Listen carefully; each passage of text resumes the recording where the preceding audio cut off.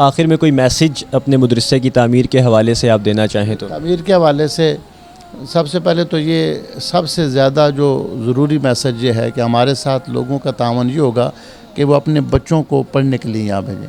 आम तौर पर ऐसे होता है कि वो बच्चा जो 2-3 साल चौथी क्लास में 5वीं क्लास में फ़ेल हो जाए, तंग आकर उसको मदरसा में डाल देते हैं।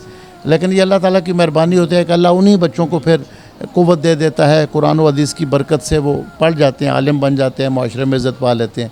लेकिन अल्लाह की राह में तो सबसे अच्छी चीज़ देनी चाहिए।